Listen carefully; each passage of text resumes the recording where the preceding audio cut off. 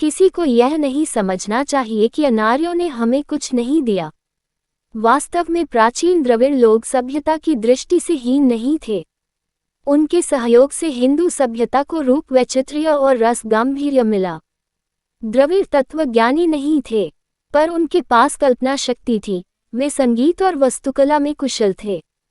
सभी कला विद्याओं में वे निपुण थे। उनके गणेश देवता की वधू कला वधू थी। आर्यों के विशुद्ध तत्वज्ञान के साथ द्रविड़ों की रस प्रवणता और रूपक भाविनी शक्ति के मिलन से एक विचित्र सामग्री का निर्माण हुआ।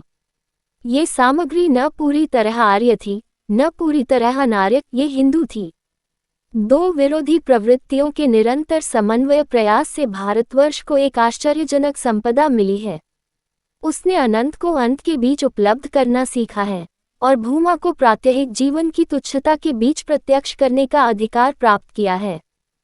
इसलिए भारत में जहाँ भी ये दो विरोधी शक्तियाँ नहीं मिल सकी वहाँ मूर्ता और अंत संस्कार की सीमा न रही, लेकिन जहाँ भी उनका मिलन हुआ वहाँ अनंत के रसमय रूप की अबाधित अभिव्यक्ति हुई।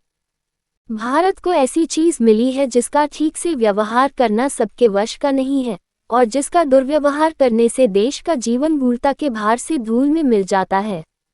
आर्य और द्रविड़, ये दो विरोधी चित्तवृत्तियां जहां सम्मिलित हो सकी हैं वहां सौंदर्य जगह है। जहां ऐसा मिलन संभव नहीं हुआ वहां हम कृपणता और छोटापन देखते हैं।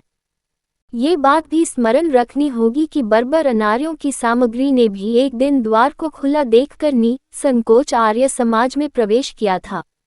इस अनधिकृत प्रवेश का वेदनाबोध हमारे समाज ने दीर्घकाल तक अनुभव किया। युद्ध बाहर का नहीं, शरीर के भीतर का था। अस्त्र ने शरीर के भीतर प्रवेश कर लिया, शत्रु घर के अंदर पहुंच गया। आर्य सभ्यता के लिए ब्राह्मण अब सब कुछ हो गए। जिस तरह वेद उपरांत धर्मशास्त्र के रूप में समाज स्थिति का सेतु बन गया, उसी तरह ब्राह्मण भी समाज में सर्वोच्च पूज्य पद ग्रहण करने की चेष्टा करने लगे। तत्कालीन पुराणों, इतिहासों और काव्यों में सर्वत्र यह चेष्टा प्रबल रूप से बार बार व्यक्त हुई है, जिससे हम समझ सकते हैं कि यह प्रतिकूलता के विरुद्ध प्रयास था, धारा के विपरीत दिशा में यात्रा थी। यदि हम ब्राह्मणों के इस प्रयास को किसी विशेष संप्रदाय का स्वार्थ साधन और क्षमता लाभ का प्रयत्न माने, तो हम इतिहास को संकीर्ण और मिथ्या रूप में देखेंगे। ये प्रयास उस समय की संकटग्रस्त आर्य जाति का आंतरिक प्रयास था, आत्मरक्षा का उत्कट प्रयत्न था। उस समय समाज के सभी लोगों के मन में ब्राह्मणों का प्रभाव यदि अक्षुण्ण न होता तो चारों दिशाओं में टूटकर गिरने वाले मूल्यों को जोड़ने का कोई उपाय न रह जाता। इस अवस्था में ब्राह्मणों के सामने दो काम थे, एक पहले से चली आ रही धारा की रक्षा करना और दूसरा नूतन को उसके साथ मिलाना। जीवन क्रम में ये दोनों काम अत्यंत बाधाग्रस्त हो उठे थे, इसलिए ब्राह्मणों की क्षमता और अधिकार को समाज ने इतना अधिक बढ़ाया।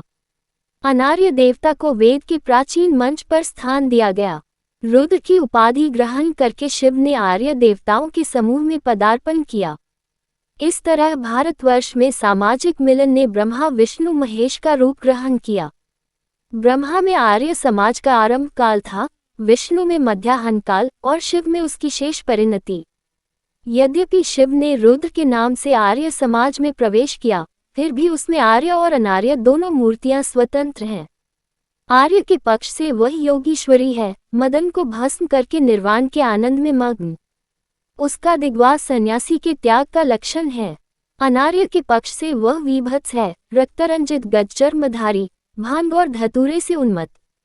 आर्य के पक्ष से वह बुद्ध का प्रतिरूप है और वह सर्वत्र बौद्ध मंदिरों पर सहज ही अधिकार करता है। दूसरी ओर वह भूत प्रेत इत्यादि श्मशानचर विभीषिकाओं को और सर्प पूजा, वृषभ पूजा, लिंग पूजा और वृक्ष पूजा को आत्मसात करते हुए समाज के अंतर्गत अनार्यों की सारी तामसिक उपासना को आश्रय देता है। एक ओर प्रवृत्ति को शांत करके निर्जन स्थान में ध्यान और जप द्वारा उसकी साधना की जाती है। दूसरी ओर चड़क पूजा इत्यादि विधियों से अपने आप को प्रमत्त करके और शरीर को तरह तरह के क्लेश में उत्तेजित करके उसकी आराधना होती है।